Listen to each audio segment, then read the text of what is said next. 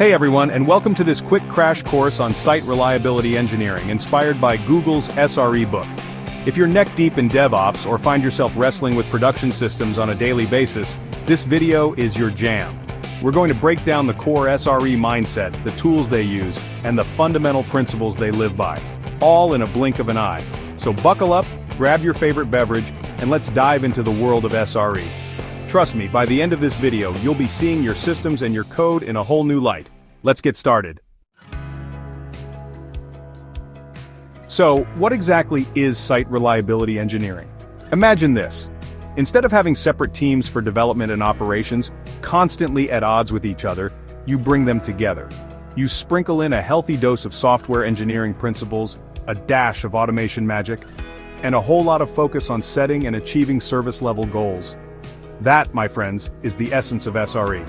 It's about building and running systems that are not only scalable, but also incredibly reliable. We're talking about systems that just work, day in and day out without breaking a sweat. But here's the thing, SRE isn't just about writing code or fixing servers, it's a mindset, a philosophy, a way of life. SREs are obsessed with automation.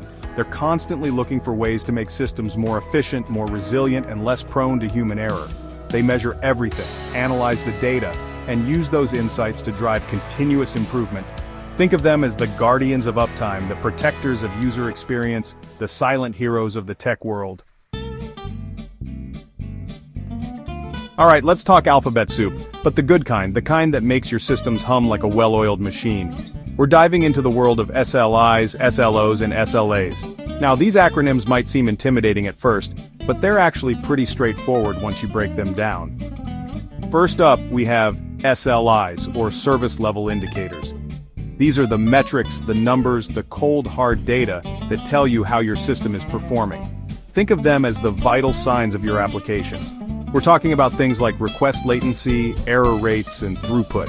Next, we have SLOs, or Service Level Objectives. This is where you set your target, your goal for how reliable you want your service to be.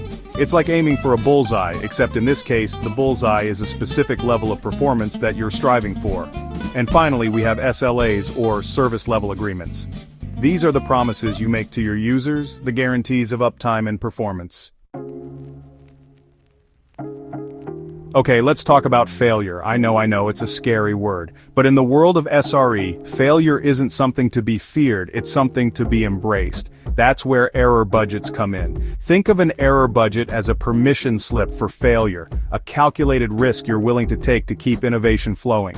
Here's the thing, achieving 100% uptime is practically impossible and insanely expensive. Instead, SREs embrace the idea that systems will inevitably fail, and they plan accordingly. By setting an error budget, you're essentially saying, hey, we're okay with a certain amount of downtime or performance degradation. This allows developers to move fast, test new features, and iterate quickly without living in constant fear of breaking something. It's about finding that sweet spot between reliability and innovation. Now you might be thinking, hey, this SRE thing sounds a lot like DevOps, what's the difference? And you wouldn't be entirely wrong. DevOps and SRE are like two sides of the same coin. They're both all about breaking down silos, automating everything, and delivering software faster and more reliably.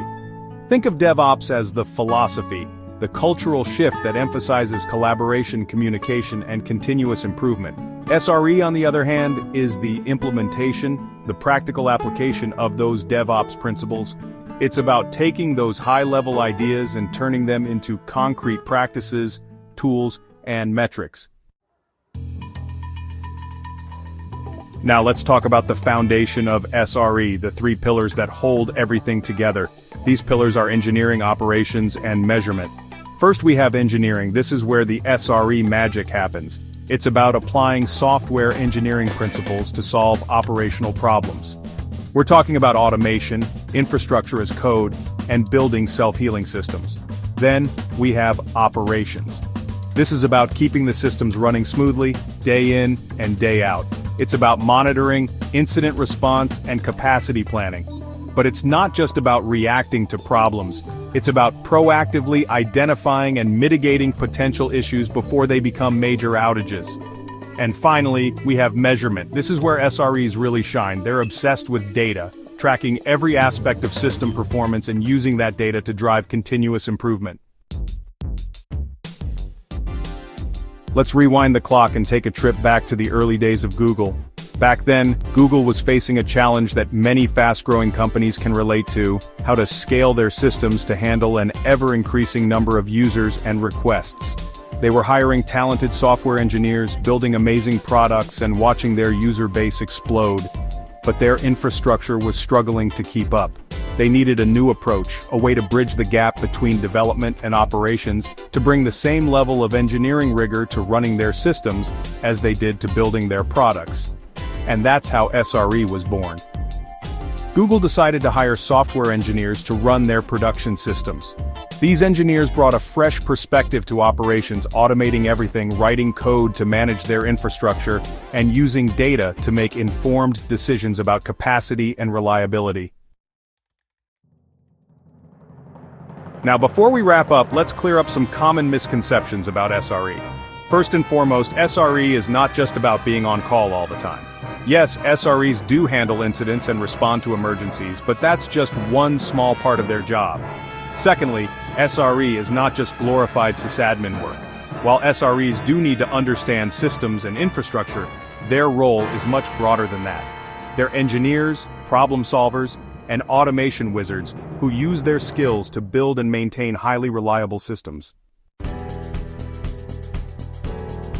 If you made it this far, you now understand the basics of site reliability engineering.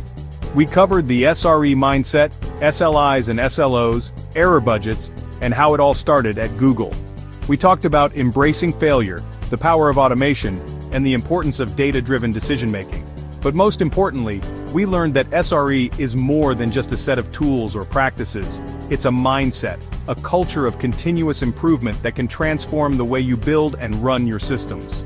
Follow this channel for more SRE shorts and deep dives into reliability, DevOps, and modern engineering practices. Like, comment, and subscribe if you want more content like this. Thanks for watching.